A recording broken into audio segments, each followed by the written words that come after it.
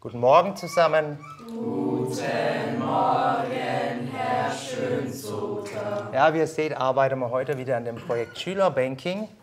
Wir haben ja bereits im Schülerbanking-Projekt das Modul Giro bearbeitet. Und heute wollen wir uns speziell mal das Modul Kredit anschauen. Was ist denn das, Tamara? Das sind Kontoauszüge. Richtig. Und ihr müsst alle Ein- und Ausgaben in der Haushaltsanalyse eintragen. Sie könnte einen Kredit aufnehmen. Es wird schwer, wenn sie einen Kredit aufnimmt, weil sie hat ja keinen festen Gehalt. Also, sie ist ja noch Auszubildende. Sie könnte was von ihren Eltern leihen. Ja, von den Eltern. Also sie müsste es den Eltern zurückzahlen. Und zwar... Ja, nicht unbedingt. Vielleicht sind ja die Eltern so großzügig und sagen, ja, okay, wir unterstützen es. Und welche Fragen habt ihr denn jetzt gefunden? Welche sollte man sich stellen, bevor man einen Kredit aufnimmt? Und man sollte sich auch stellen, ob es sich halt wirklich lohnt, für bestimmte Dinge einen Kredit aufzunehmen. Ob es wirklich sinnvoll ist. Also ich habe mich in die Lage reinversetzt und ich hätte mir das Auto persönlich nicht geholt. Man kann es mal holen, aber es ist ein großes Risiko, dass man dann dafür in die Schulden reinkommt.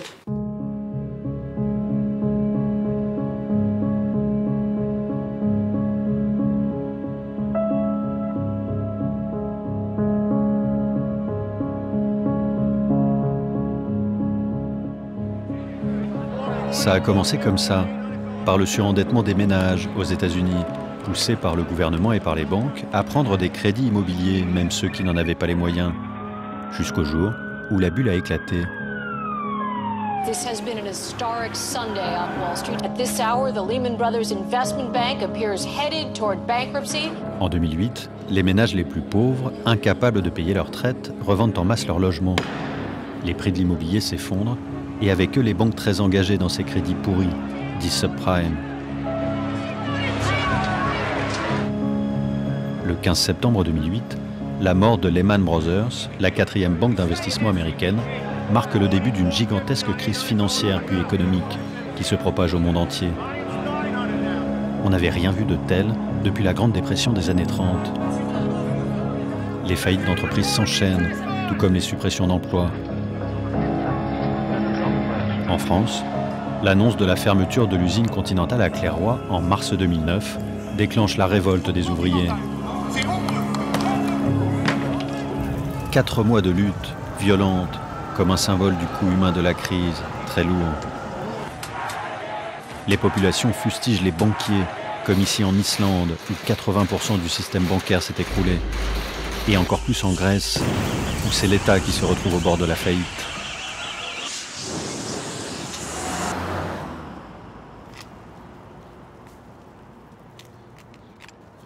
Avec la crise, les dettes publiques ont explosé, mais aussi les dettes privées, le surendettement des ménages. Un véritable fléau qui toucherait une personne sur 20 en Europe, en particulier au Royaume-Uni.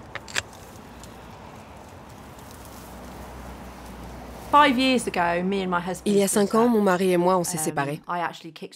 C'est moi qui l'ai mis dehors, et ça a causé un grand choc à mes enfants. Donc je devais me racheter auprès d'eux. Et j'ai pensé que la seule manière de le faire, c'était financièrement. Du coup, je leur achetais tout le temps quelque chose.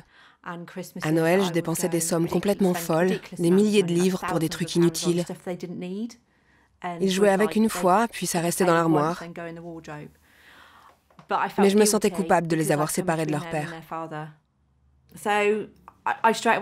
Et très vite, j'ai été prise dans un engrenage. J'ai pris un crédit, mais ça ne suffisait pas. J'ai dû prendre un autre crédit pour pouvoir rembourser le premier. Ça a pris de l'ampleur, les dettes se sont accumulées, et c'est devenu une spirale incontrôlable.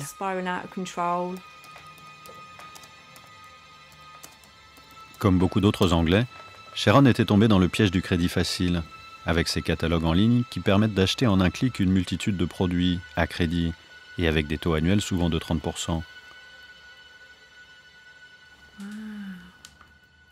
C'était tellement facile. On va sur Internet, on tape son nom, son adresse, ses coordonnées, et hop, c'est fait. L'argent est sur votre compte. Avec eux, c'est très facile de s'endetter. Philippe, lui, a contracté des crédits pour compenser la petitesse de sa retraite. Mais il a plongé lorsque le gouvernement a supprimé l'exonération de taxes d'habitation pour les personnes âgées.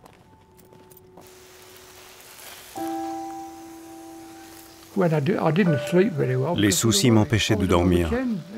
Je ne trouvais pas de solution. Quand j'allais me coucher, j'espérais ne pas me réveiller. J'avais accumulé tellement de dettes que j'avais peur. Je ne savais pas quoi faire. J'avais perdu toute confiance en moi. Je n'allais pas ouvrir à la porte, de peur qu'on vienne me réclamer de l'argent. Je ne répondais pas non plus au téléphone, au cas où il se serait agi d'un abonnement que je n'aurais pas réglé ce mois-là. Le gouvernement a aidé les banquiers. Quand les banques se sont retrouvées en difficulté, elles ont reçu de gros dédommagements et le gouvernement les a renfloués. Mais il n'a pas pensé aux gens ordinaires, aux hommes et aux femmes qui ont perdu de l'argent à cause d'elles. Et comme le gouvernement s'est concentré sur le sauvetage des banques, les infrastructures pour les gens de ce pays ont presque disparu.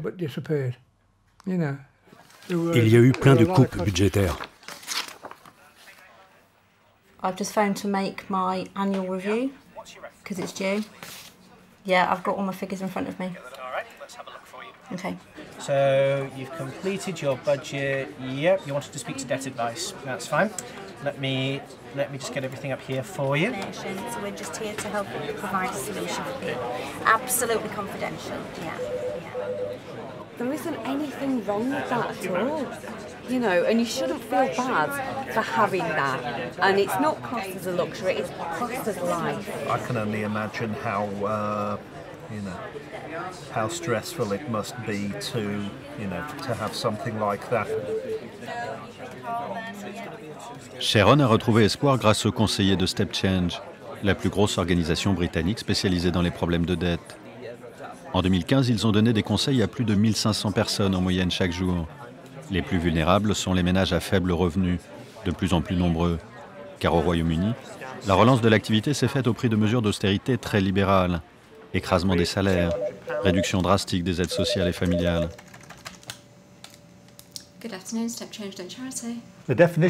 Ce n'est pas facile de définir ce qu'est un endettement critique. Selon notre gouvernement, il s'agit de quelqu'un qui a eu au moins 3 mois de retard sur ses remboursements au cours des 6 derniers mois. Et cela représente 8 800 000 Britanniques. On n'est jamais à l'abri d'un malheur. Tomber malade, perdre son emploi, divorcer, on devient vite victime de l'endettement. Mais ce qui compte dans ces cas-là, c'est de se faire aider pour se remettre sur pied. Parce que le coût de l'endettement pour l'ensemble de la société est énorme. Plus de la moitié des personnes qui s'adressent à nous ont dû consulter leur médecin pour des problèmes de santé mentale ou autres. Lorsque le dossier est grave, les personnes sont orientées vers des conseillers spécialisés qui vont tenter de renégocier les dettes avec leurs créanciers pour leur éviter parfois d'être saisis, voire expulsés de leur logement. Just to give you some general enforcement advice, okay? With the enforcement agents, they do need to make a peaceful entry, okay, into the property. So, because what they'll be looking to do is a controlled goods agreement. So I know you're not there at the moment, but just try and keep the doors shut, just to try and prevent them from gaining entry. Sorry, okay? J'ai vu un cas récemment. En Grande-Bretagne, les écoles organisent souvent des sorties ou des voyages en demandant aux parents de contribuer financièrement. Et j'ai vu le cas de cette fillette qui est rentrée un jour avec une lettre de l'école demandant à la mère une petite participation pour le prochain voyage. L'enfant savait que sa mère ne pourrait pas payer, mais elle voulait vraiment faire ce voyage. Alors elle a dessiné un petit smiley sur l'enveloppe avant de la donner à sa mère. Et je sais comment se sentent les parents quand ils ne peuvent pas offrir à leur enfant les mêmes choses que les autres parents parce qu'ils sont trop endettés. À quel point ça peut anéantir l'espoir d'une vie meilleure. C'est très angoissant. Donc, il faut aider les gens qui ont des problèmes d'endettement. À l'époque, j'avais l'impression d'être un cas isolé, que personne n'avait de problème d'argent et que j'étais la seule à souffrir.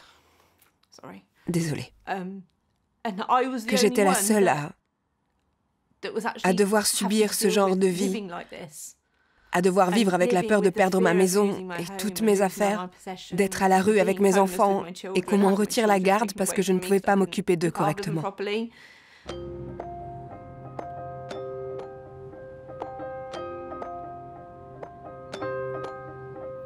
Étrange paradoxe, les personnes surendettées éprouvent un immense sentiment de solitude, alors même qu'elles sont de plus en plus nombreuses. En France, plus de 1 personne sur 10 reconnaît souffrir de difficultés financières, comme Dominique, victime d'un licenciement il y a 3 ans à Strasbourg. Il s'est résolu à aller voir l'association Crésus, dont les initiales signifient, ironiquement, Chambre régionale du surendettement social. C'est l'un des piliers de l'aide aux personnes en impasse financière. 25 associations en France, 600 bénévoles, qui, contrairement à Step Change, n'ont pas abandonné les entretiens en face à face.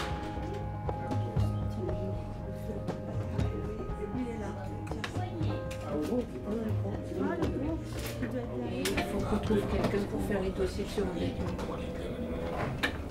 Monsieur Fortis, votre rendez-vous de 10h est là. Dominique. Vous avez des enfants, j'ai vu? Alors, 2 enfants qui vivent avec leur maman et dont je paye effectivement des pensions alimentaires. D'accord.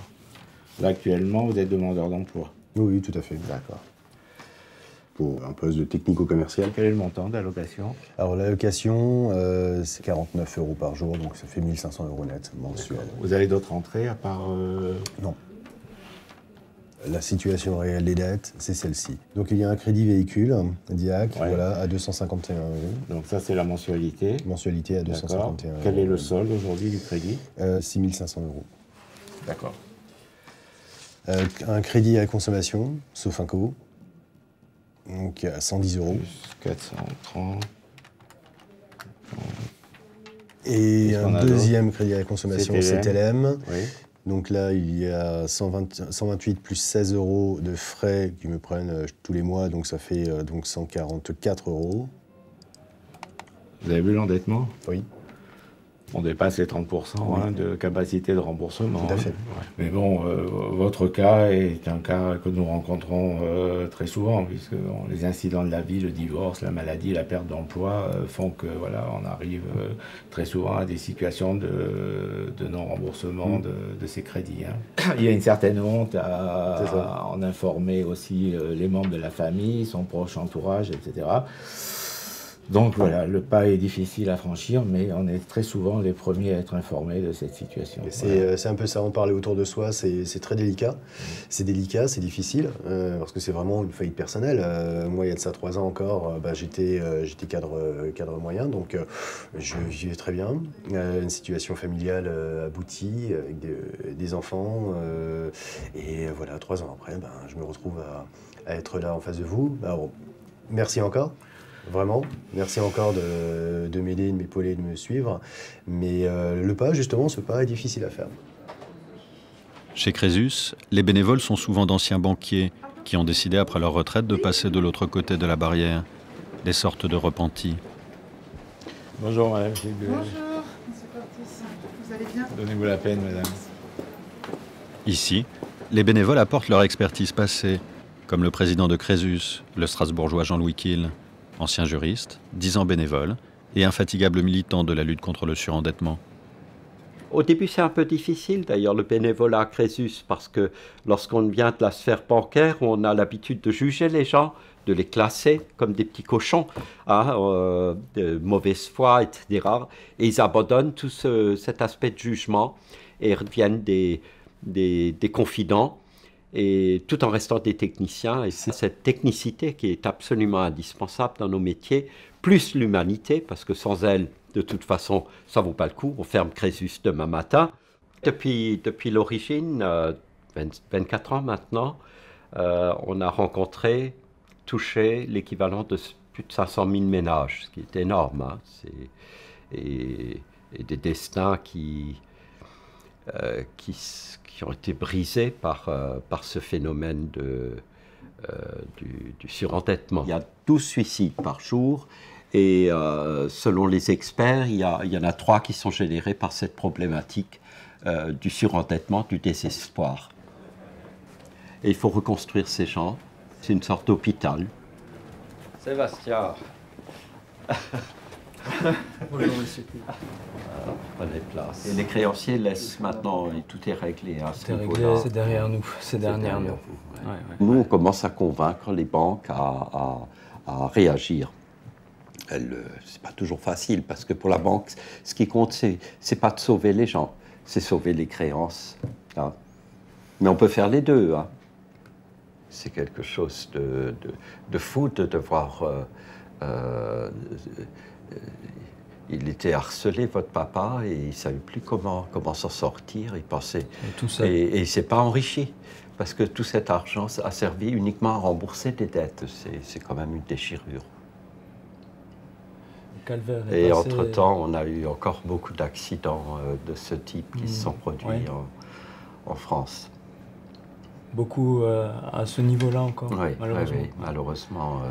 On avait un gros drame à Roubaix, là, une famille entière qui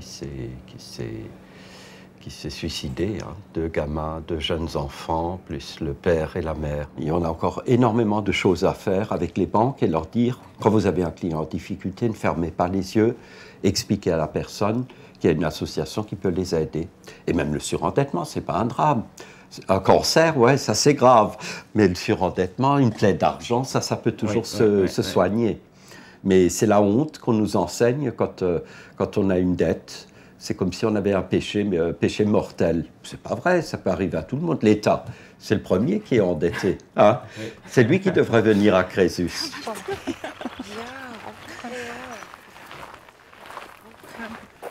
Hvað íbúðina sem áttu að skoða morgun heldur þú sért? Eitthvað vandkvæm? Ég ætla bara að fara og skoða hana og kemur bara í ljós. Náttúrulega fermetrartalan fín og hlýtur að vera bara rúmgóð og hverfið fínt. Já, hverfið fínt. Stelpurnar geta hitt vinkonu sínar og þannig ég ætla bara að skoða þetta og bara aðtöða með leiguverði á hana. Nákvæmlega, og ég myndi bara vera bara rosalega svona, bara ákveðinni samt svona róleg og yfirvegað. Já, ég verð bara eins eðlileg og ég mögulega geta. Já, nákvæmlega. Það borgar sig. Já, það er allt á staði. En Islande, où la crise de 2008 a été très violente, Fanny cherche désespérément un nouveau toit. Elle a perdu sa maison. Ses dettes avaient atteint un tel niveau que les mesures du gouvernement pour réduire l'endettement des ménages n'ont pas suffi à l'aider. Elle est hébergée aujourd'hui chez sa sœur.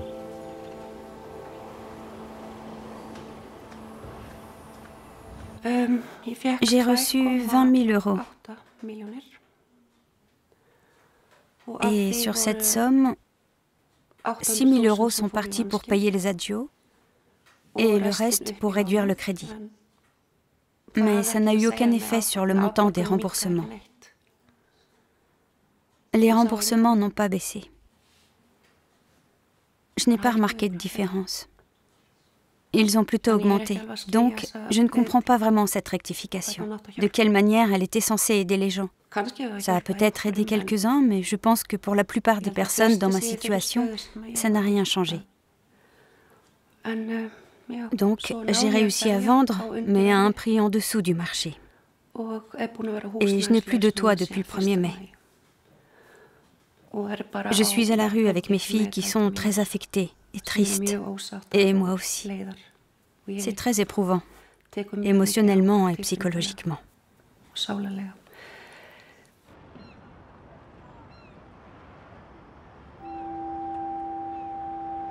Comme beaucoup d'habitants de cette petite île volcanique au nord de l'Europe, Fanny s'est retrouvée surendettée sans avoir commis aucune erreur. Car ici, la plupart des crédits immobiliers sont indexés sur les prix à la consommation. Or, l'inflation a explosé avec la crise et la dévaluation de 50% de la monnaie islandaise. Résultat, le montant des remboursements a subitement doublé et beaucoup d'Islandais se sont retrouvés la tête sous l'eau.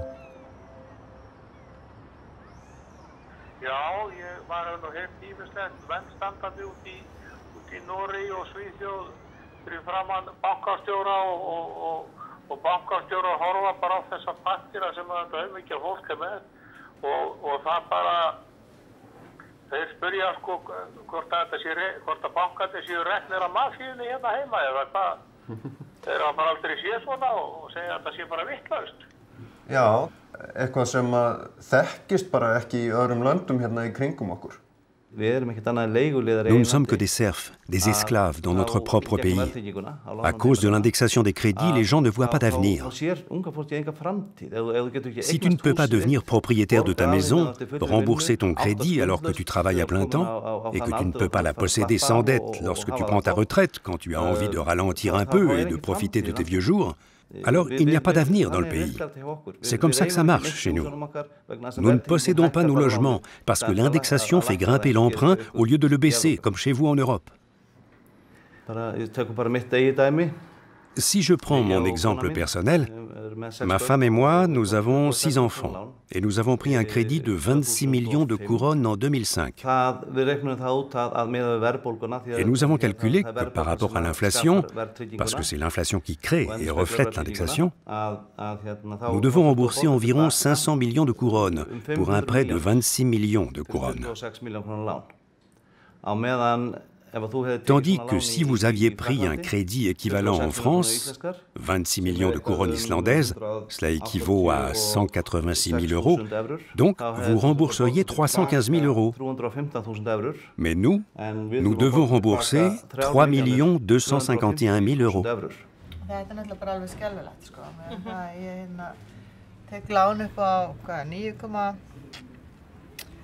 $9,8 milljónir, búin að borga því 8 ár. Það er kannski... Hversu marga milljónir? Ég er búin að borga 6,5 milljón. Lánið mitt er ekkert lækkað, það er bara hækkað. Þú veist, svona 50%. Og hvað er mikið eftir þá? Þá hlýtur að eiga eftir 3 milljónir. Já, nei, 14.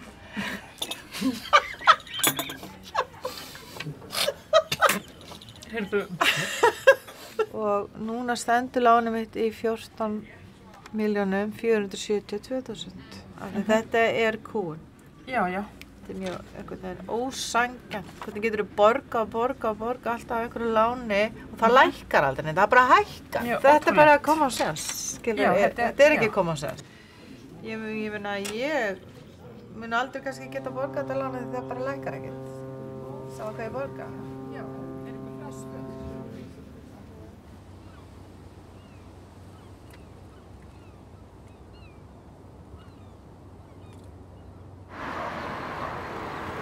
Depuis la crise de 2008, le profil des surendettés a changé. En grande majorité, ce ne sont plus des consommateurs compulsifs, mais des victimes du système ou de ce que les sociologues appellent pudiquement un accident de la vie. Une perte imprévue de revenus qui déstabilise tout d'un coup l'équilibre financier des personnes et les fait basculer.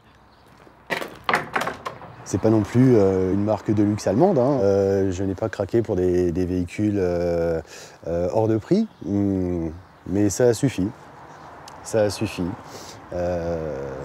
Ça a suffi pour me faire plonger, effectivement. Il a fallu pas grand-chose. S'il n'y avait pas eu cette période de licenciement, je pense qu'au jour d'aujourd'hui, je n'en serais pas là.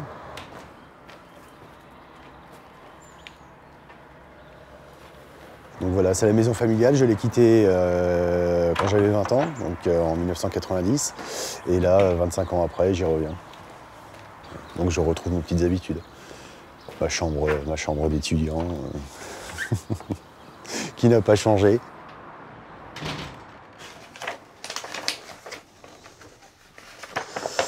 Voilà, c'est là où on vous dit,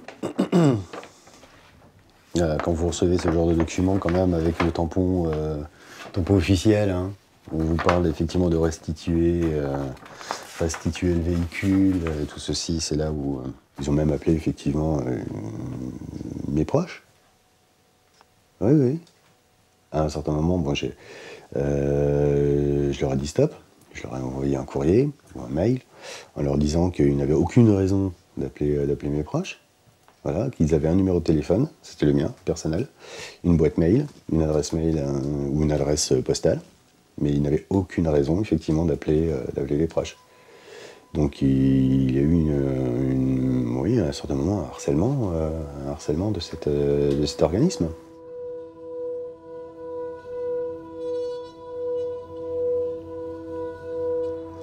Le plus difficile, c'est quand même de vivre au jour le jour en se disant il y a une épée de Damoclès qui est au-dessus de nous, ça peut tomber à n'importe quel moment, il peut y avoir des sociétés de recouvrement, des huissiers qui peuvent venir.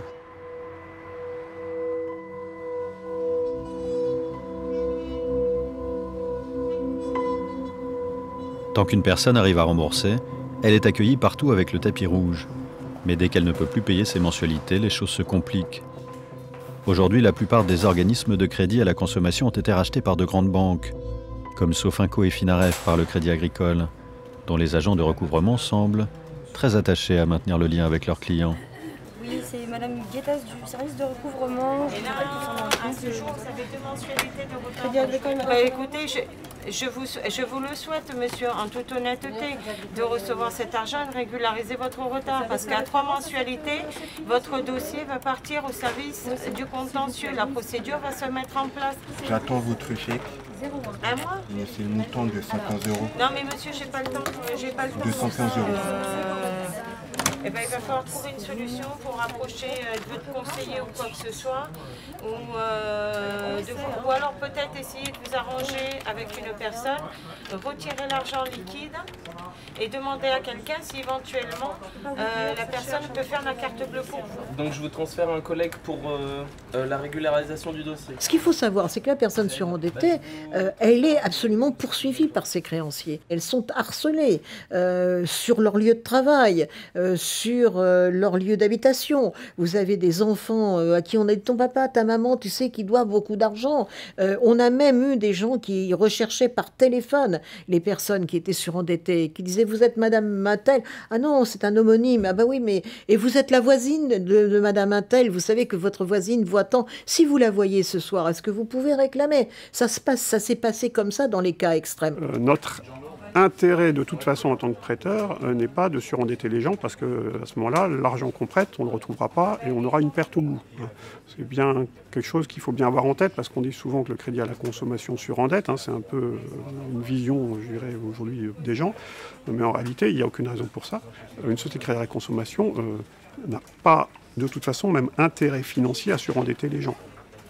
On est dans une approche où la priorité, c'est évidemment d'encaisser, mais d'aider le client à revenir dans une situation normale. Les banques s'en défendent. En fait, le recouvrement rapporte de l'argent. À chaque fois que vous n'avez pas remboursé votre crédit en temps utile, vous avez X% de pénalité. Autant que je sache, c'est 8%. Donc, par conséquent, ils sont tout intérêt, disons, à relancer, à appliquer les pénalités, à repartir. C'est toute une industrie, le crédit. C'est pas seulement le surendettement.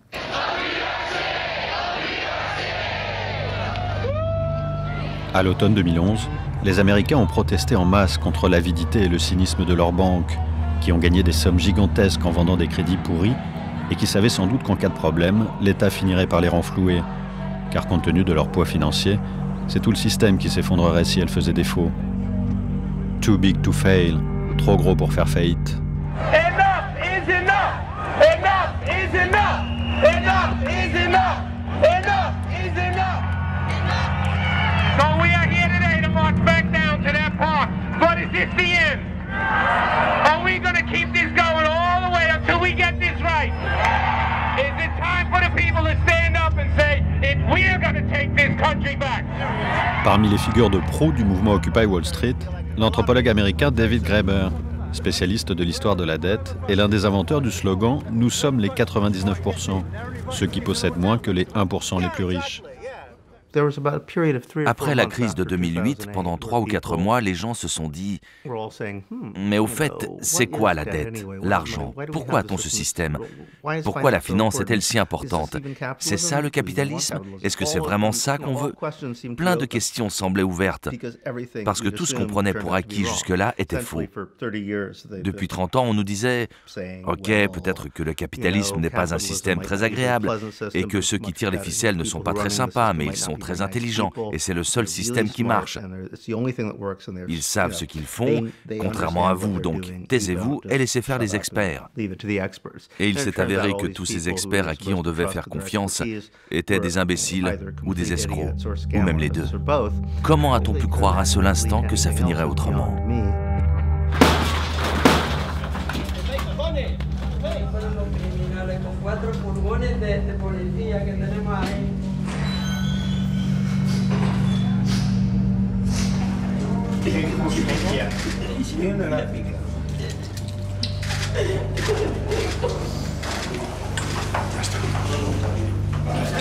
En Espagne, les expulsions massives de familles surendettées par les banques ont donné naissance à un vaste mouvement de résistance citoyenne. Des militants indignés ont créé en 2009 à Barcelone la PAH, la plateforme des victimes du crédit hypothécaire, qui compte aujourd'hui 250 associations de quartier dans tout le pays.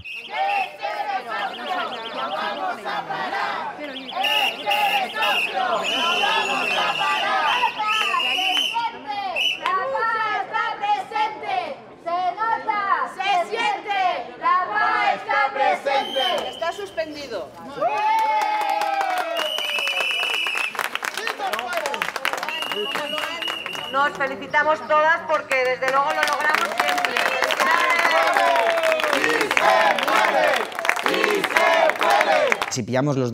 Selon le Conseil général du pouvoir judiciaire, qui est la plus haute instance judiciaire d'Espagne, de 2007 à 2015, près de 700 000 dossiers d'expulsion ont été instruits, dont près d'un demi-million ont actuellement abouti.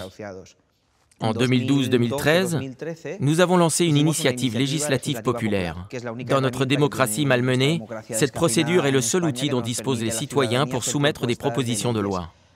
On réclamait simplement trois choses. L'application du principe de la dation en paiement, c'est-à-dire que comme partout dans le monde, la cession du logement permet d'annuler la dette. L'attribution d'un logement social, les familles ne peuvent pas vivre dans la rue, il leur faut un toit.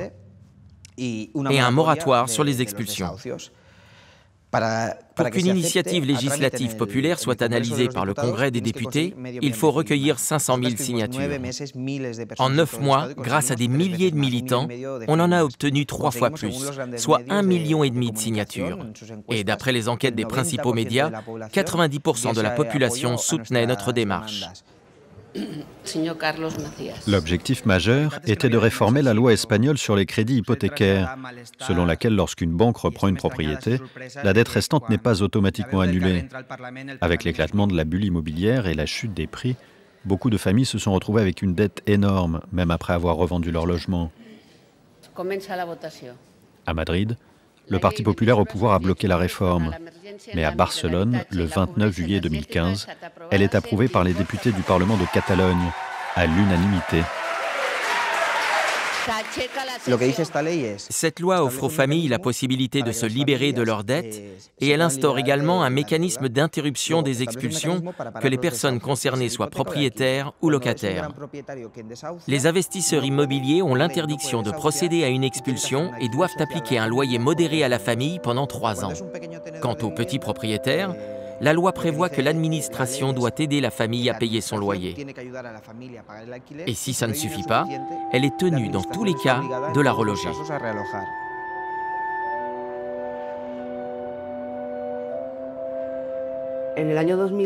C'est en 2010 que la bulle immobilière a éclaté en Espagne. L'appartement que j'avais acheté 300 000 €, je n'ai réussi à le vendre que 160 000 €. Je me suis alors retrouvée avec une dette de 200 000 €.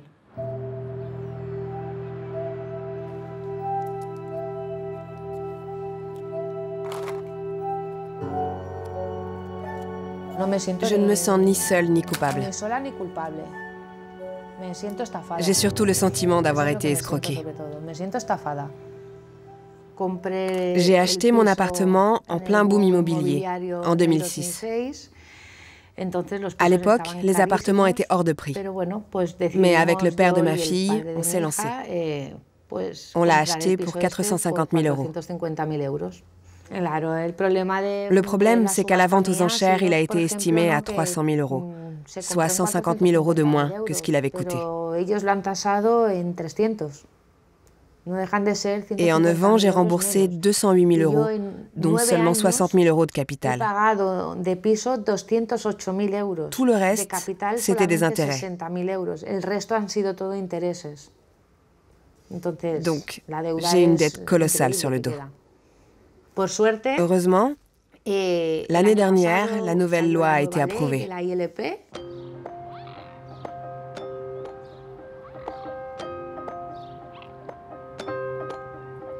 Depuis la crise des années 70, et encore plus depuis celle de 2008, le recours au crédit est devenu moins souvent une envie qu'une nécessité, pour compenser la stagnation, voire la baisse du pouvoir d'achat, car tout augmente, sauf les salaires. Plus personne ne semble à l'abri du surendettement. Il frappe de plus en plus des membres de la classe moyenne, victimes de licenciements ou d'emplois précaires et mal payés, qui se retrouvent étranglés par un crédit immobilier. Chez Crésus, un avocat bénévole vient en aide à ceux qui doivent passer devant la justice. Ouais, t'as raison.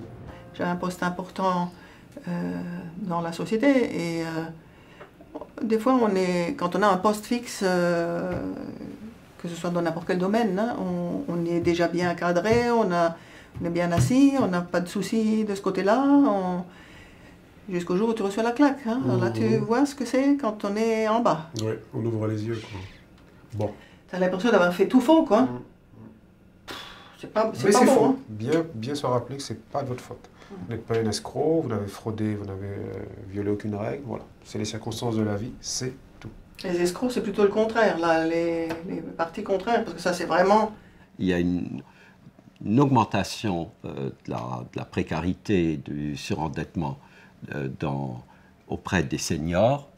Les seniors, pour des raisons qui tiennent pas toujours à la faiblesse des revenus. Les retraités de demain seront pauvres, mais ceux d'hier et d'aujourd'hui ont encore des retraites convenables.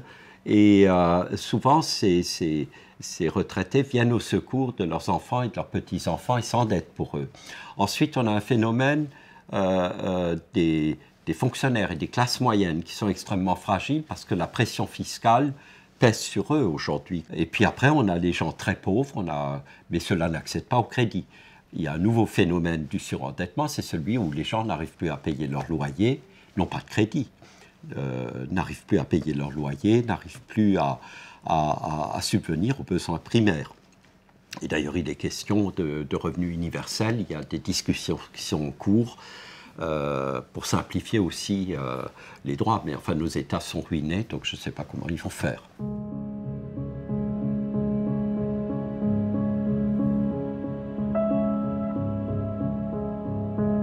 La situation est particulièrement inquiétante dans les pays d'Europe du Nord, en Suède, en Norvège, en Finlande, et surtout ici au Danemark, où le taux d'endettement des ménages est aujourd'hui le plus élevé d'Europe.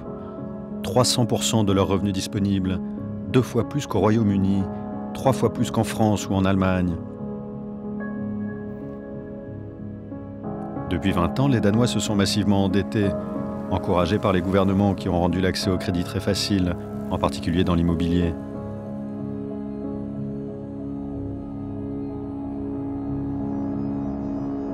Certaines familles se sont retrouvées très fragilisées. C'est le cas de Brian et Louise, qui ont failli être forcés de revendre leur maison. On peut dire que nos problèmes économiques sont survenus après qu'on a eu notre entreprise. Il y avait des choses qu'il fallait payer, malgré le fait qu'on avait fermé l'entreprise. Car je suis tombé malade pendant une longue période, et on n'a donc pas pu maintenir l'entreprise.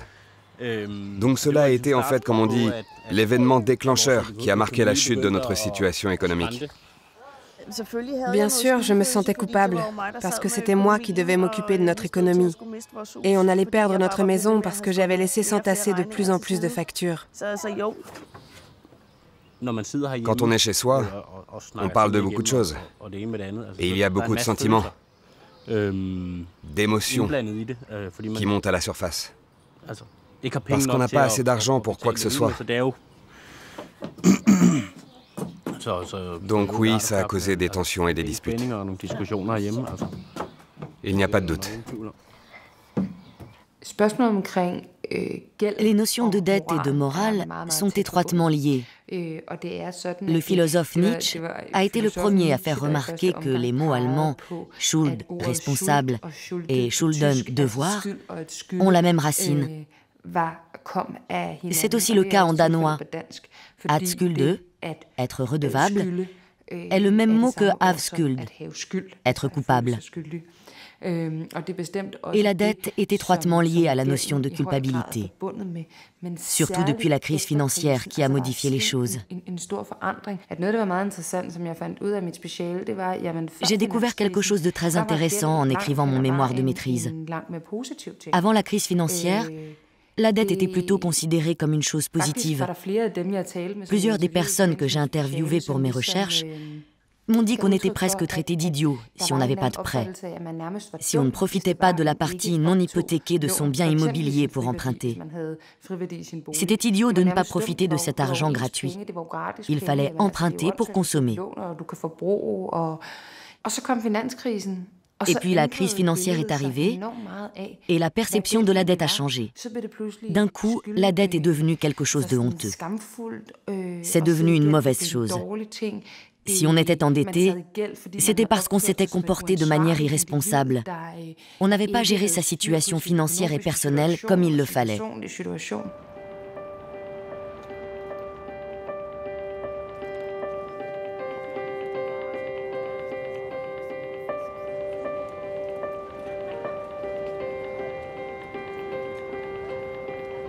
Au Danemark, la situation est d'autant plus inquiétante qu'il existe peu d'associations pour accompagner les personnes surendettées. Certains bénévoles fournissent des conseils gratuits, mais principalement pour ceux qui vivent en dessous des minima sociaux. Les autres doivent se débrouiller seuls ou faire appel à des entreprises privées spécialisées, des consultants en dette. Depuis la crise de 2008, ils prolifèrent au Danemark et profitent de la situation pour faire payer leurs services aux personnes en difficulté financière.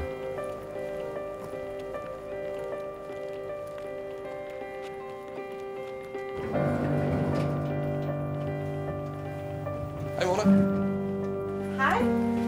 Velkommen til. Tak skal du have. Kom indenfor. Hej. Hov. Mona. Kom indenfor. Mødelokale her. Tak skal du have. Tak. Jeg tror ikke, det var svært at finde herud eller noget. Nej, det var det ikke. Jeg skulle bare lige sådan have det kodet med togene, så det passede. Fornemt. Ja, okay. Fornemt. Ja.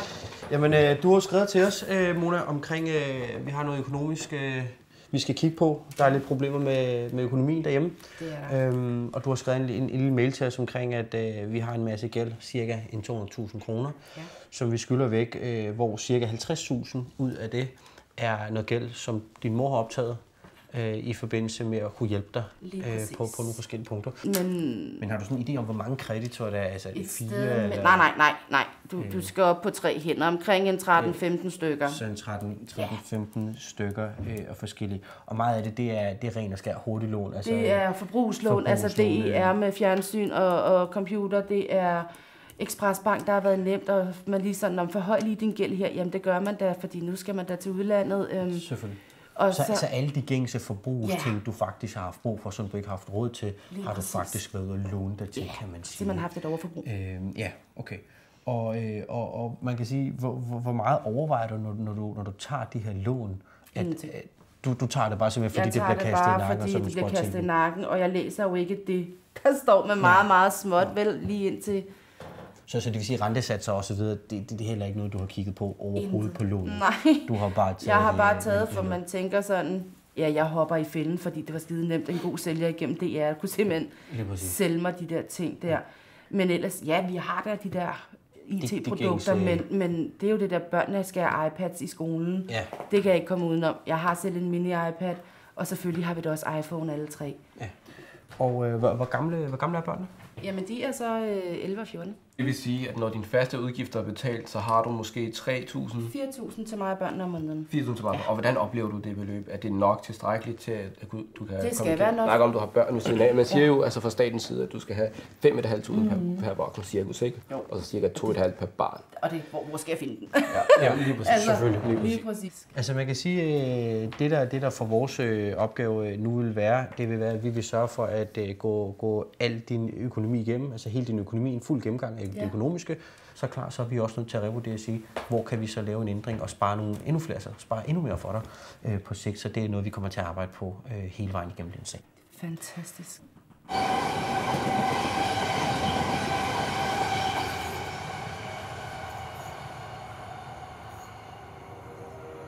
Le chemin du désendettement s'annonce encore très long pour Mona. Les consultants ont commencé à négocier avec certains de ses créanciers, qui ont accepté une réduction des taux d'intérêt ou du montant des mensualités, pour récupérer un peu plutôt que rien. Mais elle ne devrait être libérée de ses dettes que dans 7 ou 8 ans.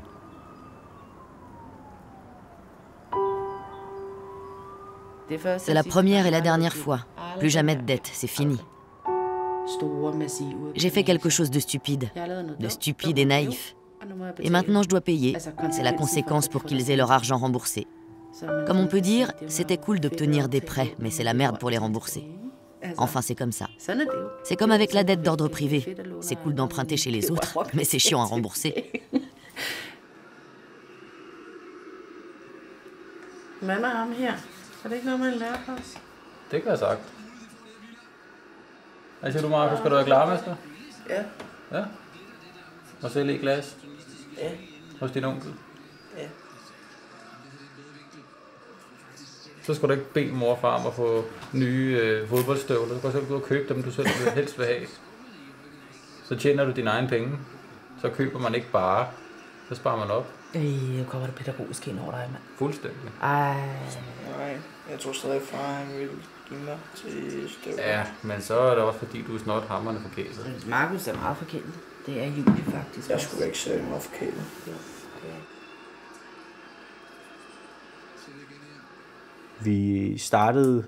Nous avons créé l'entreprise il y a quelques années. Avant, nous étions employés dans l'un des plus grands organismes de crédit du Danemark, dans leur service de recouvrement de créances. Et donc, nous avons eu l'idée de nous mettre à notre compte. Et nous avons ouvert notre propre firme pour pouvoir en fait aider les gens qui sont endettés. Nous dirigeons une entreprise qui doit aussi être rentable pour nous. Si un client ou une personne n'a pas de travail, elle reçoit ce qu'on appelle des prestations sociales ou des indemnités de chômage. Mais au Danemark, une fois que tu as payé tes charges fixes de loyer, d'électricité, d'eau, de chauffage et diverses choses, et que tu reçois des indemnités de chômage, il te reste très peu. Donc ça va non seulement compliquer le règlement de la dette, mais en plus, ça va rendre presque impossible de recueillir des honoraires pour nous. Donc nous ne pouvons pas aider ces personnes.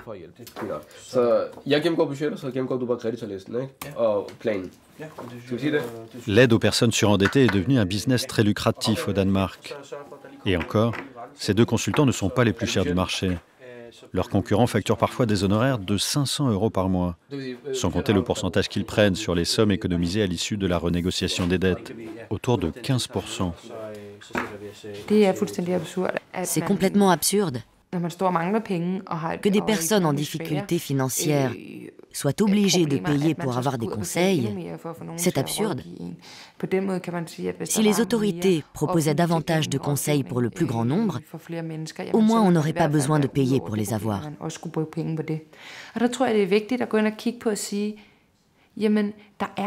Je pense aussi qu'il est important de se rendre compte qu'il y a des normes dans notre société qui provoquent la consommation et qui font que les gens ne sont jamais contents de ce qu'ils ont.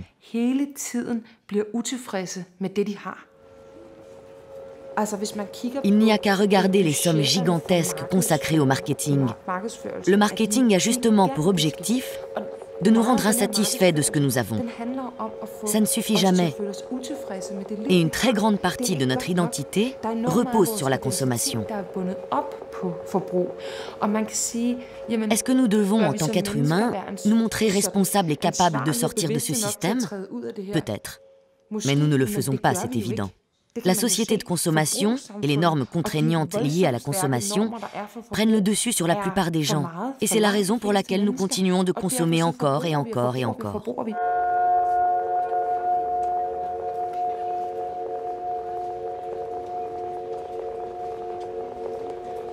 Dans cette société d'abondance, où la tentation est tout aussi grande que la frustration, les techniques sont toujours plus subtiles pour pousser les consommateurs au crédit et faciliter le passage à l'acte. La France a largement développé le crédit dit revolving, ces prêts renouvelables à taux d'intérêt très élevés, qui peuvent constituer un redoutable vecteur de surendettement. Pendant longtemps, pour appâter les consommateurs, les organismes de crédit appelaient cela une réserve d'argent. Le crédit renouvelable, il se caractérise par le fait qu'on vous donne une somme, une ligne, 3 000, 4 000, 5 000 euros. Et vous n'allez pas emprunter, si vous avez une ligne pour 3 000, vous n'allez pas emprunter 3 000. Vous allez emprunter 500, puis 800. Et au fur et à mesure, vous allez, j'allais dire, diminuer votre réserve possible. Donc ça veut dire déjà que, et au fur et à mesure que vous allez rembourser, cette réserve va se reconstituer. Et donc vous pouvez piocher en permanence. La difficulté, c'est que, bon, c'est un crédit qui coûte extrêmement cher, plus de 20% d'intérêt. Et puis quand vous remboursez, en fait, vous remboursez très peu de capital. Vous remboursez surtout des intérêts.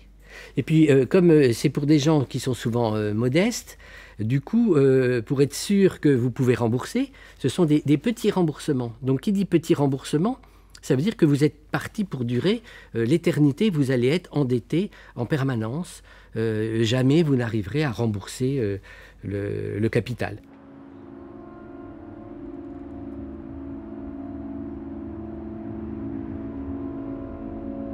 L'inventeur du crédit renouvelable en France, Kofi Noga, appartient aujourd'hui à BNP Paribas Personal Finance, qui possède aussi cet LM.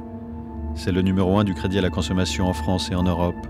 20 000 employés, 20 millions de clients, qui représentent un encours ou une dette active de 60 milliards d'euros. Pour son directeur, il n'est pas anormal que le coût du crédit renouvelable soit beaucoup plus élevé qu'un crédit classique. 20%, c'est énorme. Bon. Le coût de gestion est supérieur sur un crédit renouvelable, exprimé en pourcent, parce que c'est un petit montant, donc le coût de gestion est supérieur. Le coût du risque, exprimé en pourcentage, va aussi être supérieur par rapport à ce que je connais sur une voiture neuve. Donc, in fine, c'est normal. Alors évidemment, 15, ce serait mieux que 20. Et 10%, ce serait mieux que 15. Là-dessus, j'ai pas de doute. Ceci étant, voilà, quand vous êtes une entreprise, vous devez payer votre matière première, payer vos salariés, payer la charge de risque, c'est-à-dire la probabilité qu'un certain nombre de clients ne vous remboursent pas, payer votre actionnaire. Et si à la fin de la journée, une fois que vous avez fait ça, il ne vous reste plus rien, c'est que vous avez fait votre travail. Le problème, c'est que ces crédits renouvelables sont présents dans 70% des dossiers de personnes surendettées. Et parfois, cela conduit à des drames. Certains ont surnommé le crédit revolving le crédit revolver. Un matin d'août 2009, Jacques Schnegg a découvert le corps sans vie de sa femme Claudine, pendue dans la buanderie de sa maison, avec une lettre dans la poche de son short. Je ne supporte plus la situation dans laquelle je vous ai mise. J'espère que vous garderez beaucoup de courage. Adieu, je vous aime tous très fort. Claudine Schnegg avait 4 enfants, et c'est elle qui gérait les comptes de la famille, car son mari travaillait à l'étranger 200 jours par an. Elle imitait sa signature et ne lui a jamais parlé de la spirale infernale dans laquelle elle s'est enfoncée, ce cercle vicieux des crédits contractés pour rembourser les précédents, 27 au total, en 3 ans, pour un montant global de plus de 200 000 euros. Comment se fait-ce que personne n'a été capable de me joindre et de m'avertir de la situation? Quand vous avez certains organismes de crédit qui n'hésitent pas, sur une très très courte période, à consentir à la même personne des sommes relativement importantes, ils ne peuvent pas dire qu'ils ignoraient l'état d'endettement de celle-ci. Je comprends la critique au sens où, sans doute, à un moment donné, il a été vendu parce qu'il fallait vendre du renouvelable, sans forcément avoir une attention suffisante entre l'adéquation du produit aux besoins du client. Il y a un empilement de crédits, parfois dans les mêmes établissements qui auraient dû être évités. Je suis directeur général de cette entreprise. Je ne l'étais pas il y a 10 ans, mais je pense qu'il y a 10 ans comme aujourd'hui, si nous avions les mêmes pratiques, j'essaierais de les modifier.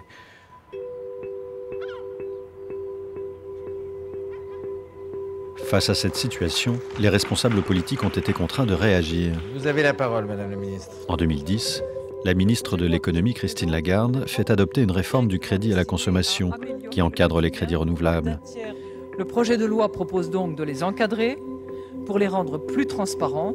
Désormais, pour tout achat supérieur à 1 000 €, les vendeurs qui proposent un crédit renouvelable doivent aussi proposer une alternative, un crédit classique, amortissable. La loi Lagarde a eu cet effet déjà de nommer le crédit. Toutes ces appellations fantaisistes, réserve liberté par exemple, c'est terminé. Un chat, c'est un chat, on doit l'appeler du crédit revolving, et plus exactement crédit renouvelable, pardon. Ensuite, il est très encadré, aussi bien les taux. Les taux, en fonction du montant de l'emprunt, les taux, il y a 3 catégories, jusqu'à 3 000, 3 000, 6 000, au-delà de 6 000. Et au-delà de 6 000, du coup, c'est des taux qui ne sont pas démentiels, autour de 7-8%. Ce n'est pas les 20-22% qu'on connaissait avant. Il y a une obligation d'amortissement minimum. Donc, ça retire de la toxicité à ce type de crédit. Et puis, quand vous avez une fameuse ligne dormante d'un crédit qui est là, sous vos yeux en permanence, si vous ne l'utilisez pas pendant 1 an, il tombe. Donc ça vous libère. Donc on a l'un des dispositifs qui a été finalement le plus intrusif pour des sociétés comme la nôtre et qui conduit à ce que la production de nouveaux crédits par les sociétés spécialisées qui était de l'ordre de 45 milliards est descendue à 35. Voilà, donc c'est un secteur qui a perdu finalement un quart de son chiffre d'affaires. Pourtant, en 2016, 5 ans après son entrée en vigueur, la loi Lagarde ne semble pas vraiment respectée. L'association de consommateurs CLCV a réalisé une vaste enquête dans 60 enseignes et 33 départements. Les résultats sont édifiants.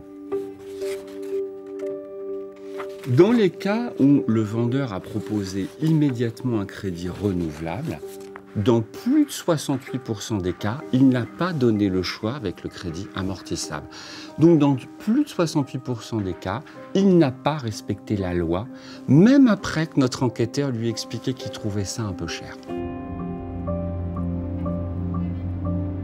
Pour mener son enquête, l'association a utilisé la technique du client mystère. Les 200 enquêteurs ne se sont pas présentés comme tels, mais comme des consommateurs lambda, pour que les réponses des vendeurs de crédit ne soient pas biaisées et versent dans le discours officiel. Pour la même raison, ils sont filmés en caméra cachée. C'est du crédit. Non, d'accord. Ok, bon, bah écoutez, d'accord. C'est du crédit cher, j'imagine? Sur une somme comme ça ne va pas chercher bien loin. Maintenant, si vous voulez un pourcentage, oui, c'est pas donné, c'est de l'ordre de 17 ou 18%. D'accord, ok. D'accord. On passe par souffle un peu. C'est forcément ce crédit-là. Ouais.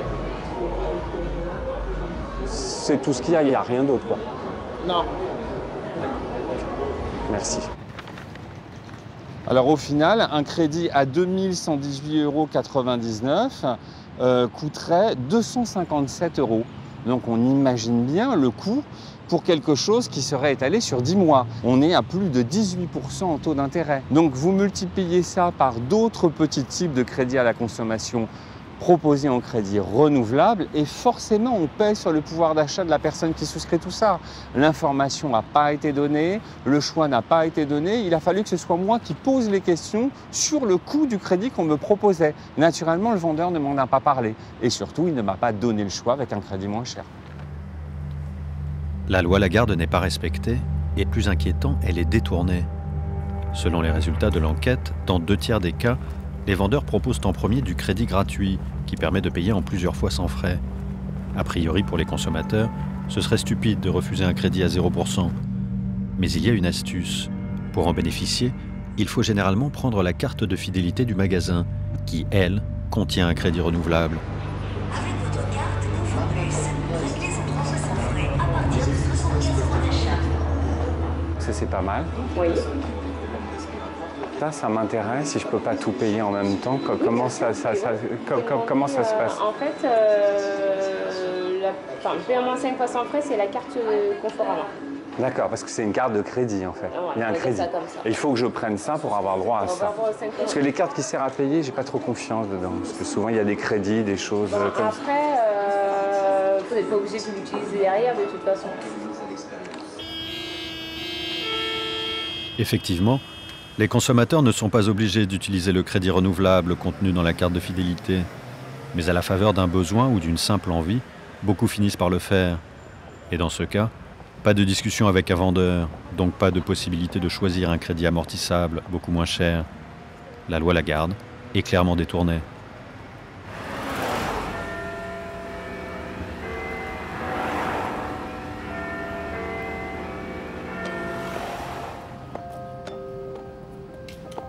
Le crédit est aujourd'hui l'un des moteurs de la consommation et de la croissance.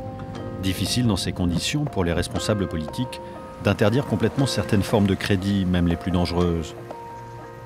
Au Royaume-Uni, le gouvernement s'est contenté de durcir l'encadrement des enseignes qui proposent des payday loans, des avances sur salaire, des prêts à très court terme en principe, avec des remboursements hebdomadaires, qui peuvent atteindre des sommes astronomiques si l'emprunteur accumule les semaines sans pouvoir rembourser.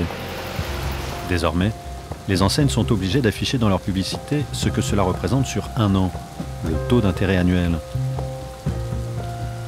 A payday loan from the Money Shop takes care of life's little emergencies. No hassle, no problem. Brilliant, I've just made today my payday. Come to the Money Shop. Sweet, I just got £200 in no time. Call us or visit moneyshop.tv now for cash into your bank account. That was so simple. Ils rendent ça tellement facile. Oh là là, regardez le taux annuel. Wow. Vous imaginez combien il faudrait rembourser avec un taux aussi élevé? C'est affreux. 1223,6%. C'est scandaleux. Speedy Cash, 1223,6%. Ça veut dire que pour 100 livres empruntés, il faut rembourser plus de 1000 livres. Pour moi, ce sont des rapaces. À l'époque où je travaillais, j'ai connu un homme qui avait tellement de dettes qu'il s'est pendu. J'aurais dû m'en souvenir quand j'ai commencé à m'endetter. Mais je ne l'ai pas fait parce que j'ai paniqué. Quand on s'endette, on panique. Et plus les dettes s'accumulent, plus on panique. Et la meilleure façon de ne plus paniquer, c'est d'aller demander conseil.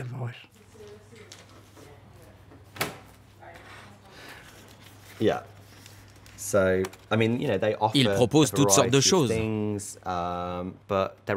Il y a des gens qui contractent des crédits avec des taux à plusieurs milliers de pourcents. Donc les sommes qu'ils doivent rembourser sont complètement dingues. Ça crée plein de problèmes à plein de gens. Mais quand on est en situation de crise, on fait ce qu'on a à faire pour joindre les deux bouts. Si on a des enfants à nourrir, on va voir un de ces organismes de crédit. Souvent, les gens se demandent comment on peut emprunter à un taux d'intérêt aussi élevé. Mais quand on est désespéré, on fait des choses désespérées. Notre argument, c'est de dire que ce sont justement les gens les plus défavorisés de la société qui devraient bénéficier des meilleurs taux de crédit. Mais ce n'est pas comme ça que ça marche. Ils offrent même des bonbons. C'est vraiment diabolique. Ils essaient d'attirer les enfants. Ce sont surtout les gens qui n'ont pas de compte bancaire ou qui n'ont pas les moyens d'obtenir un crédit normal, c'est-à-dire les pauvres, qui sont ciblés par ces organismes de financement. Mais en fait, le secret, c'est que si on ne les rembourse pas, ils ne vous poursuivent pas. Je sais que c'est le cas aux États-Unis. Je connais moins la situation en Angleterre. Je sais que c'est plus réglementé, que c'est un peu différent. Mais aux États-Unis, ils ne vous poursuivront pas, parce qu'en cas de scandale, ils ont extrêmement peur que quelqu'un se penche de trop près sur leurs pratiques. Et que celles-ci, si jamais elles étaient étalées sur la place publique, soient déclarées illégales.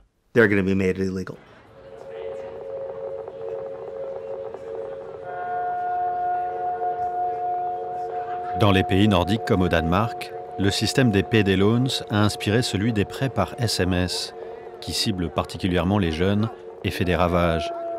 Des crédits de quelques centaines d'euros, obtenus en un simple clic de téléphone, et dont le coût peut dépasser le montant de la somme empruntée. On n'a pas besoin d'informer de l'état de ses finances, on n'a pas besoin de dire comment on va utiliser cet argent. Donc, pour les gens, c'est une façon de souscrire des prêts très facilement. Et bien entendu, à des conditions extrêmement désavantageuses, c'est-à-dire que tu payes énormément en taux d'intérêt. Donc, je pense que ces prêts devraient être complètement interdits.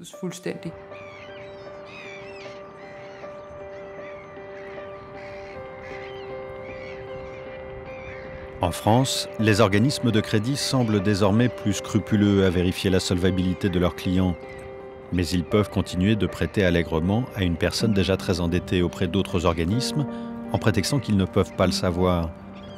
Car la France est l'un des rares pays au monde qui ne possède pas de fichier national où sont recensés les crédits aux particuliers. Certains l'appellent de leur vœu, pour éviter l'accumulation excessive de crédits et l'emprunt de trop, celui qui fait sombrer, comme le père de Sébastien qui s'est donné la mort le 7 mars 2013. Je ne pensais pas que c'était possible d'atteindre des sommes aussi exorbitantes. Tous les jours, en fait, on découvrait de nouveaux crédits. Alors, au début, on s'est dit, bon, peut-être 20 000 euros de dette, 30 000 euros. Ok, on trouvera une solution. Dans la famille, 30 000 euros, c'est le prix d'une voiture, ok. Bon, on s'en arrange. Le lendemain, de nouveaux crédits, ok. Jusqu'à arriver à 350 000 euros, quoi. Je m'étais amusé à faire un tableau pour y voir clair, avec des indicateurs, etc., voir la situation où on en était avec les assurances, etc. Et là, je m'étais amusé à rajouter une colonne derrière chaque établissement, savoir à qui il était rattaché, de quel groupe il faisait partie. Et quand on a fini de dégrossir, il y a, allez, maximum 6-7 banques qui sont derrière tout ça, quoi. Et les plus gros, BNP, Crédit Agricole, quoi. Eux, c'est les champions du monde du crédit à la consommation, quoi.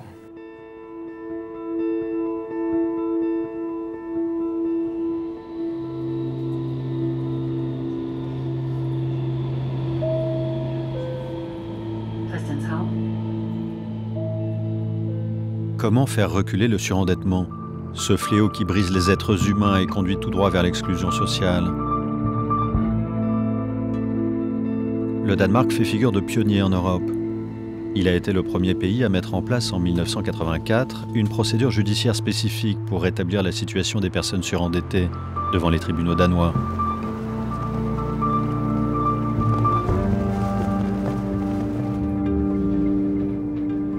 Dans 80% des cas, les dettes ne sont pas annulées mais rééchelonnées, étalées sur une durée plus longue pour alléger les mensualités de remboursement.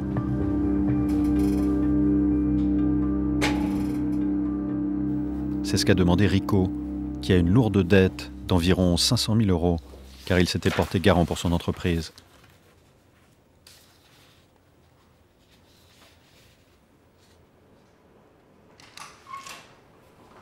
Er det Rico Mortensen? Det er det. Kom i den vej. Tak.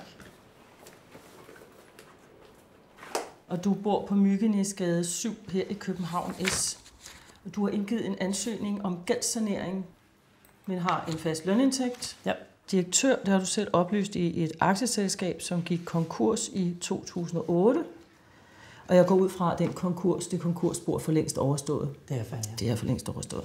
Jeg havde arbejdet for McDonald's og arbejdet sammen med en masse franchise-tager om at lave et intranet, altså et computersystem. Jeg brugte alle mine penge og al min tid, cirka 3 år på at bygge det op, og har så lånt penge i banken også til at finansiere mig selv.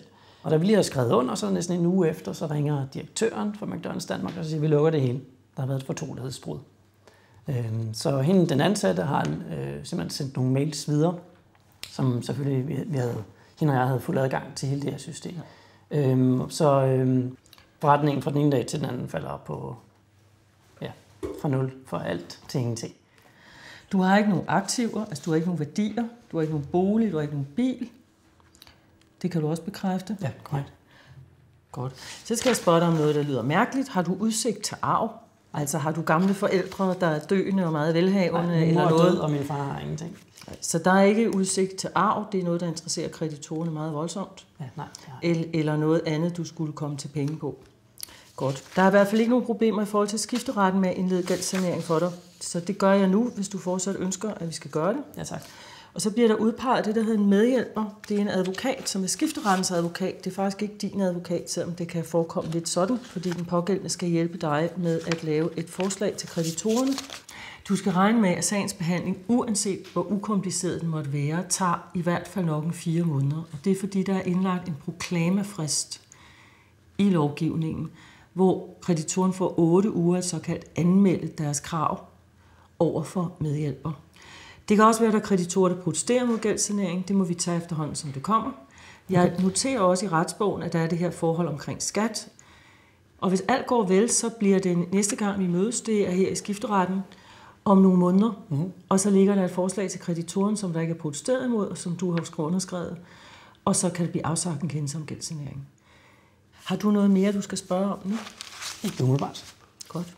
Ja, men så er retten hævet. Tak.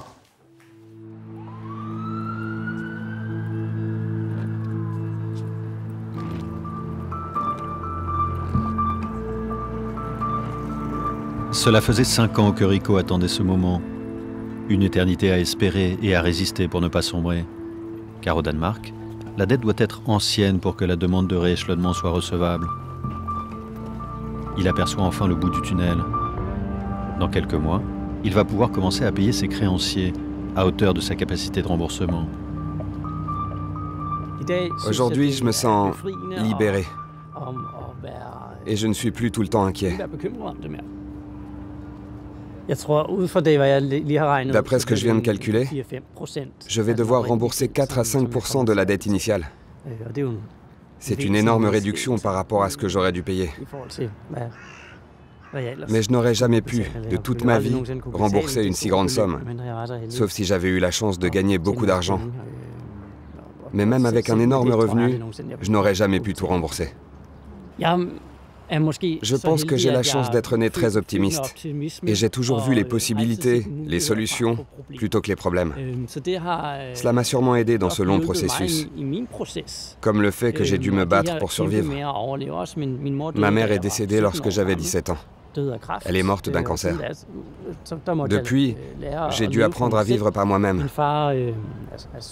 Mon père est marin, donc je n'ai jamais beaucoup communiqué avec lui.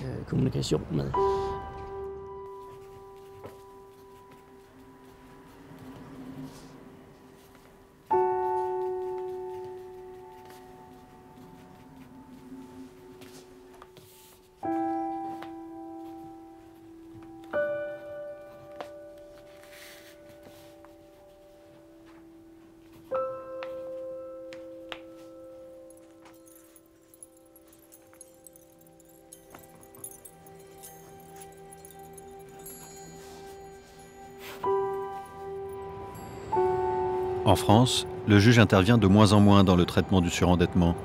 La procédure est surtout administrative, gérée par la Banque de France. Plus de 200 000 dossiers ont été déposés en 2015, presque un toutes les 2 minutes.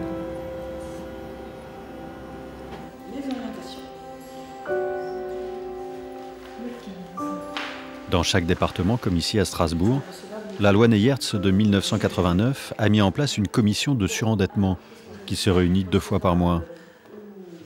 Elle est présidée par le préfet ou sa déléguée.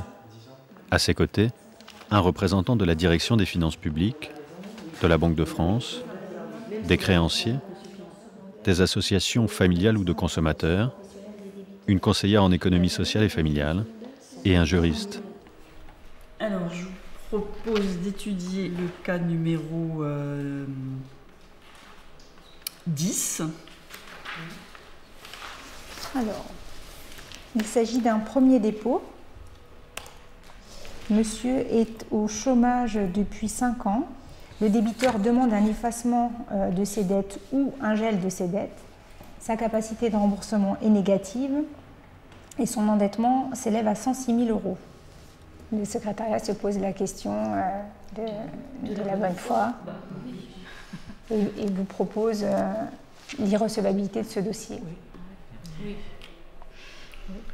Moi, je trouve qu'effacer les dettes maintenant, alors qu'il aurait pu les rembourser à un autre moment.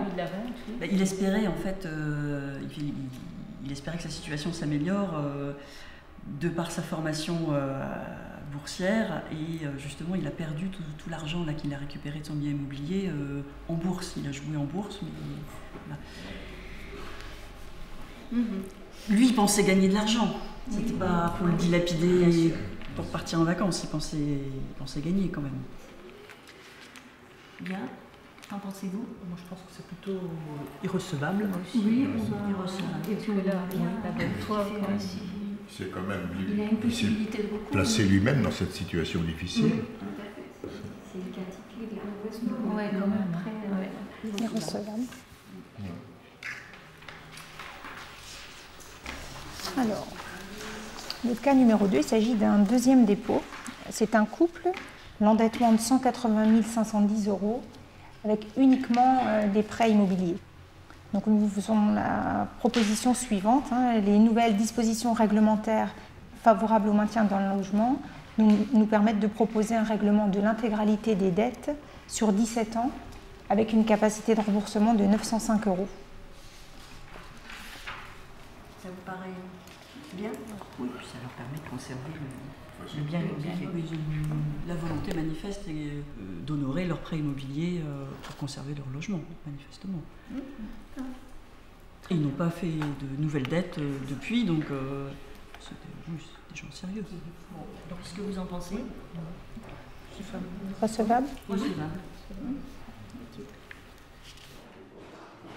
Plus de 800 000 personnes sont aujourd'hui inscrites au fichier des incidents de paiement suite à une procédure de surendettement. Elle dure 7 ans en principe, mais parfois plus dans le cas d'un emprunt immobilier, lorsqu'il s'agit de préserver le logement d'une famille. Au secrétariat de la commission, les gestionnaires de dossiers comparent les ressources et les charges, calculent la capacité de remboursement. Si elle est positive, ils négocient avec les créanciers un réaménagement des dettes, une réduction du montant des mensualités, en allongeant leur durée ou en baissant les taux d'intérêt. Mais dans certains cas, environ 1 sur 3 aujourd'hui, la situation est jugée irrémédiablement compromise, sans aucune perspective d'amélioration. Les dettes sont alors effacées, pour éviter que la personne ne reste endettée indéfiniment, pour lui offrir une seconde chance, un nouveau départ dans la vie. Certains rêvent d'aller plus loin et d'annuler collectivement les dettes, comme dans la tradition du jubilé biblique ou des rois de Mésopotamie, qui effaçaient toutes les tablettes à intervalles réguliers pour ramener dans la cité ceux qui avaient fui leurs créanciers. Il me semble que si la démocratie a le moindre sens, si l'argent est juste une série de promesses qu'on se fait les uns aux autres, alors chacun devrait avoir le droit de peser sur la décision, et pas seulement quelques banquiers qui sont de parti pris. Donc, un jubilé pourrait permettre de ramener certaines personnes. Ça ne résoudrait pas tous les problèmes, mais ça montrerait qu'on peut remettre les compteurs à zéro quand on le souhaite. Ce ne sont pas des choses réelles, ce sont juste des accords qu'on a passés entre nous. On peut s'y prendre autrement. Un jubilé nous forcerait à voir notre monde tel qu'il est vraiment. Crésus, la radio qui vous aide. Bonjour à toutes et à tous, vous êtes sur Radio Crésus, la radio qui vous aide, la radio qui vous écoute. Vous connaissez le principe des témoignages de personnes en situation d'impasse financière, nous exposent leur vécu, leurs difficultés à surmonter cette impasse, mais aussi les espoirs, les sorties positives. Et nous avons avec nous comme premier témoin Pierre. Bonjour Pierre.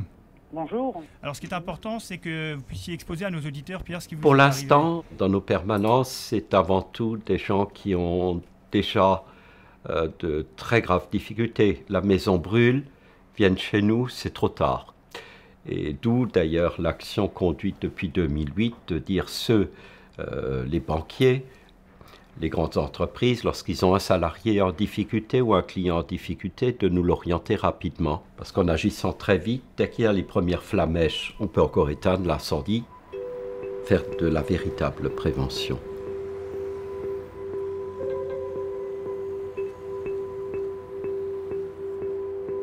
Donc c'est la fameuse plateforme qu'on a expérimentée avec Maxime Péquip, qui est la pierre de voûte de la plateforme, très engagé. Et puis on va vous laisser avec les dettes en plus à gérer. C'est ça. Bah non. C'est qu'on prenne tout, que je travaille plus, et puis j'ai plus qu'à mettre une balle dans la tête, quoi. Bah non, ça déjà, c'est pas du tout l'idée, d'accord. Ça sert à rien de s'énerver. On va de toute façon arriver à une solution d'une manière ou d'une autre. Ça me remonte un petit peu. Je veux vous dire, je reprends le moral. Je veux dire, ça serait dommage de ne pas se mettre à l'abri du vent, d'accord, quand il y a un abri. Oui, bien sûr. La meilleure manière d'arrêter de subir, c'est d'agir. Pour intervenir plus tôt, Crésus a mis en place une plateforme téléphonique nationale, financée par la plupart des banques et des établissements de crédit, qui lui adresse certains clients en difficulté financière. L'objectif, essayer de trouver une solution avant de devoir déposer un dossier de surendettement. On estime qu'entre le moment où quelqu'un est en situation de surendettement et le moment où il va effectivement pousser à la porte de la Banque de France pour faire son accès au droit et obtenir une procédure de surendettement, il se passe en moyenne 5 ans. Donc 5 ans pendant lesquels les personnes ont leur situation qui se dégrade, souscrivent de plus en plus de dettes, s'endettent de plus en plus, et donc arrivent beaucoup trop tard. Donc notre idée, l'enjeu, c'est déjà d'avoir la possibilité, lorsqu'un établissement bancaire détecte une fragilité chez son client, qu'il puisse l'orienter vers un dispositif qui le prenne en charge immédiatement pour qu'on perde le moins de temps possible. Oui. Bonjour monsieur, Jean Bachariard de l'association Crésus, bonjour. Bonjour. Vos coordonnées nous ont été communiquées par Cofidis afin d'avoir avec vous un entretien téléphonique pour essayer de trouver une solution à vos difficultés financières. Est-ce que vous étiez informé? Oui, bien sûr. D'accord. On est une association à but non lucratif, d'utilité publique, gratuite et confidentielle. Donc si vous voulez, on va avoir ensemble un entretien téléphonique de entre 30 et 45 minutes. Alors, combien avez-vous de crédit? Mais c'est qu'il y en a 3.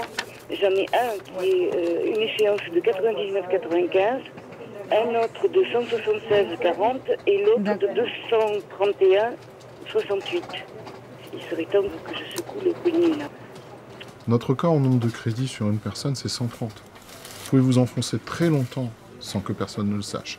Et si vous n'en parlez pas, et si personne ne vous écoute, ou si personne n'est capable de faire votre diagnostic, vous pouvez aller très loin, jusqu'au drame. Est-ce que ça a un coût? Aujourd'hui, on applique un peu la politique du pollueur-payeur.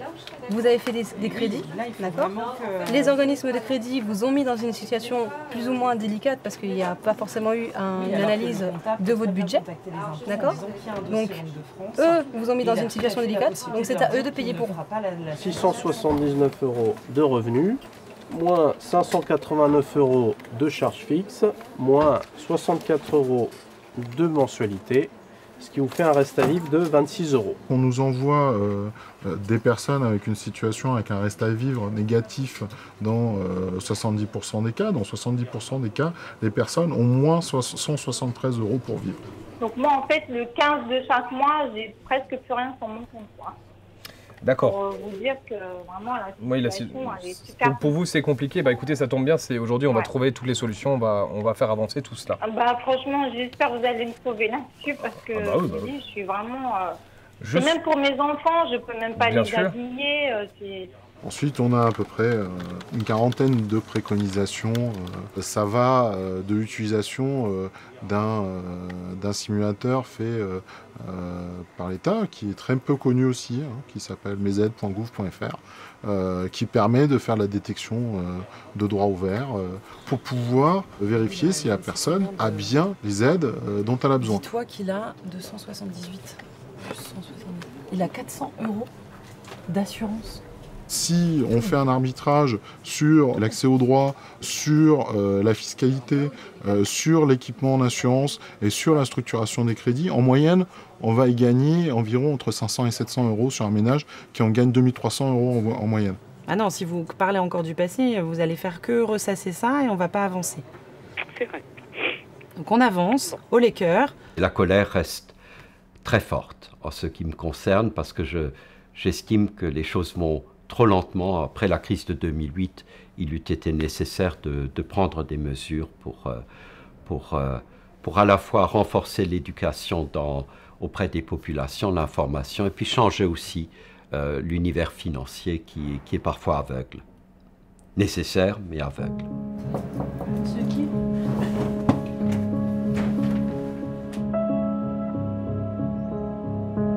Maxime aussi est un repenti. Avant, il était conseiller en gestion de patrimoine dans une grande compagnie d'assurance. Mais un jour, sa vie a basculé. Il a été violemment agressé par un client furieux, qui n'était pourtant pas le sien. Et la caisse d'assurance maladie, alors en pleine restructuration, a mis des mois à l'indemniser. Il a plongé financièrement, avant de rencontrer Crésus.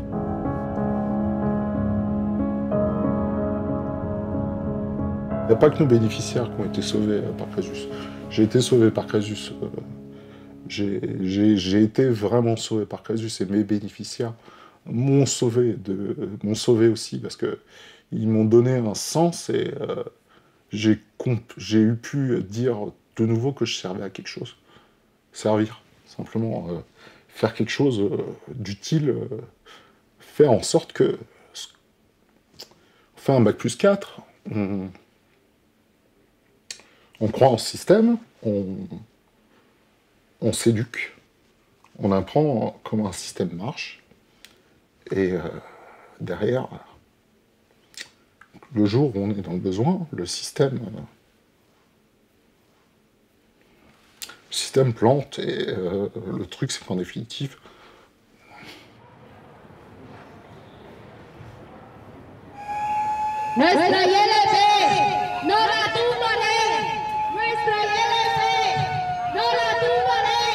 En Espagne, les banques et le Parti populaire au pouvoir veulent supprimer la loi sociale initiée par les militants catalans, qui constitue une exception régionale. En avril 2016, le gouvernement annonce qu'il va déposer un recours devant le tribunal constitutionnel. Les militants sont furieux.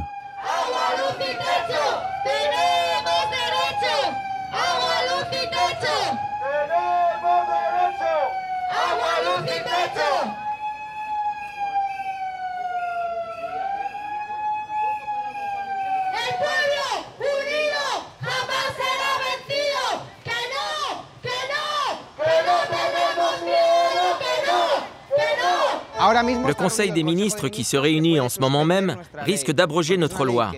C'est une loi qui accroît nos droits et réduit par conséquent les privilèges de ces gens-là, les banques et les fournisseurs d'énergie.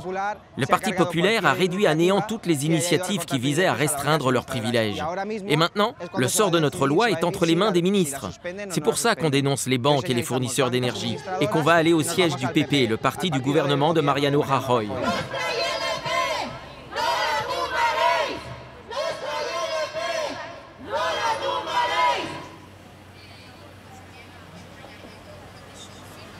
Ce jour-là, à Madrid, la porte-parole du gouvernement finit par annoncer qu'il ne dépose pas de recours contre la loi. La nuestra no.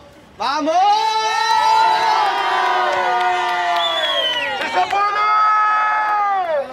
Imparables, imparables, imparables, imparables, imparables, imparables. Pourtant, quelques jours plus tard, le tribunal sera finalement saisi et la loi suspendue. Les militants redoublent de mobilisation pour accueillir les personnes expulsées.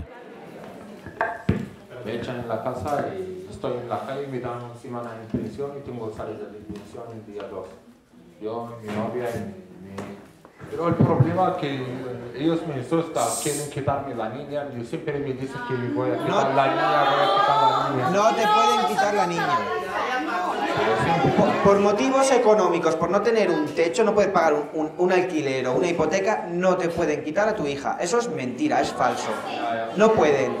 O sea, quien te haya dicho eso te está jugando con el miedo, pero es mentira, no pueden.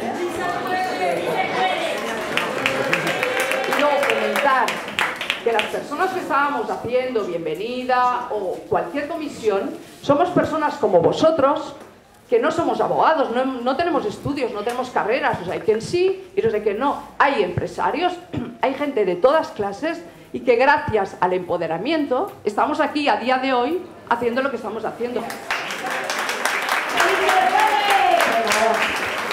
Continuamos. Fecha de desahucio, tenéis la orden aquí, ¿sí?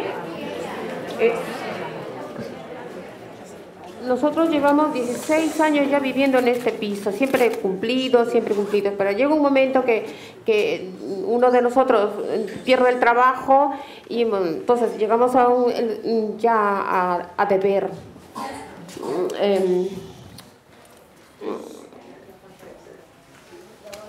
Vale, entonces al tener el desahucio ya el 16 de este mes, y también es una preocupación, estoy asustada, estamos asustados, que el lunes que nos han... el desahucio es festivo para Cataluña. Bueno. ¡Sí se puede!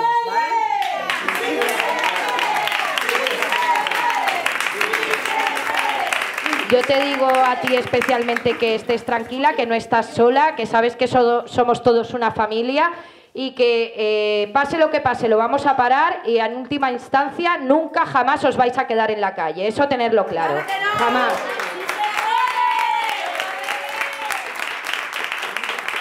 Y una cosita, pues para Alicia y para todas, ¿vale?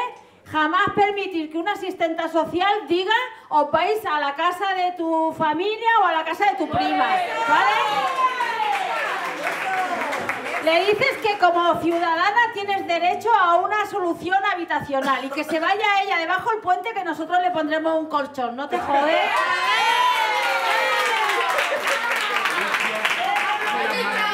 I like the way you do because we've got exactly the same problem. People are ashamed. People don't know what to do. Social workers just say, "Well, go somewhere else and get rid of them." But the thing, the way you do it is quite interesting, and I guess I'm going to try to make it in France. Which way are you doing? Just one by one, or? Yeah, we should do only one by one. And the problem is that we've got one more. The problem is that we've got more and more files, and we cannot handle that much files. And I guess that you did this way because you got such an emergency situation. That's right, that you had to do it this way. But it's a very clever way because what I see is that you give hope again to people. We do it one by one, but you... Here, one by one, it's impossible. I mean, and it's not the way we want to do. We are not agree with the assistantialism way. We believe that the way to transform not only the people, transform the society is just like this, an assembly, because you can feel and live a process of empowerment, this emotional one, and take outside guilty, shame, and the technical one, and then you take this political conscience that you need to fight, not just to change your problem, to change the structural... That's it. Yeah, we agree. Oui, comme le dit le proverbe, quand un homme a faim, mieux vaut lui apprendre à pêcher que de lui donner un poisson. Pour beaucoup, l'avenir de la lutte contre le fléau du surendettement passe par l'éducation financière, qui est encore trop peu développée en Europe.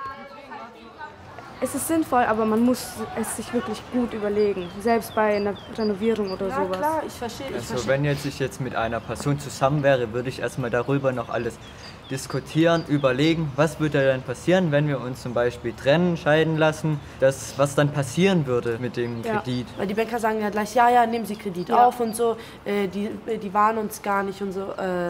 Weil zum Beispiel, du gehst jetzt dahin, willst einen Kredit aufnehmen für deine Klamotten. Und der Banker sagt, ja klar, nimm das, du zahlst so und so ab und dann kommst du in Schulden. Und das ist, weil er dich nicht gewarnt hat. Also deswegen bin ich froh, dass wir dieses Fach haben.